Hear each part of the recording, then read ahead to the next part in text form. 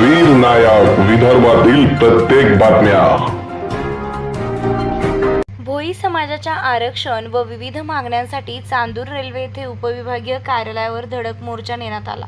हा मोर्चा समाजातील युवा नेतृत्व सूरज मेश्राम यांच्या नेतृत्वात निघाला। या मोर्चात अंदाजे 7 ते 8 हजार भोई समाजातील लोकांनी मोठ्या संख्येत सहभाग घेतला होता। मुख्यतः महिला, युवा वर्ग, विद्यार्थी व वृद्धांची, पुरुषांची संख्या मोठ्या प्रमाणात होती। जय भोईराजाच्या घोषणा पूर्ण चांदूर रेल्वे शहरात घुमत होत्या।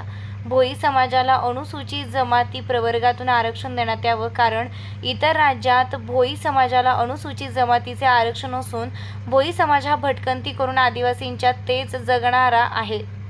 भोई समाजाला विभागातील सर्वात मोठी मच्छीची बाजारपेठ उपलब्ध करून देण्यात यावी।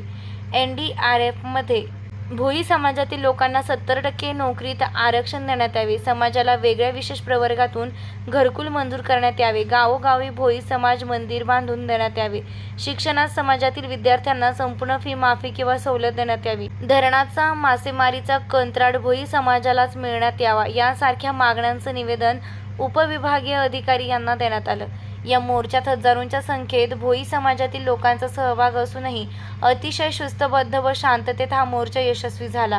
मुख्यतः कोणत्याही राजकीय पक्षाचा सहभाग या मोर्चात नव्हता, तरीही आम्ही साधारण भोई जातीचे व्यक्ती म्हणून समाजात एकरूप होऊन यात सहभागी झालो, असं भोई समाजातील लोकांचे प्रामाणिक मत होते।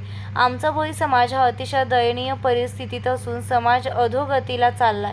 समाजाच्या उद्धारासाठी आम्हाला आरक्षण आणि आमच्या मागण्या त्वरित पूर्ण करण्यात याव्यात, नाही तर पुढची वाटचाल वरील कार्यालयात करू। आणि भोई समाज आता जागा झाला आहे। समाजात आता क्रांती घडून येत आहे। भोई समाजाच्या मागण्या शासनानं कराव्या, असं प्रतिपादन भोई समाजाचे युवा नेतृत्व सूरज मेश्राम यांनी केलंय।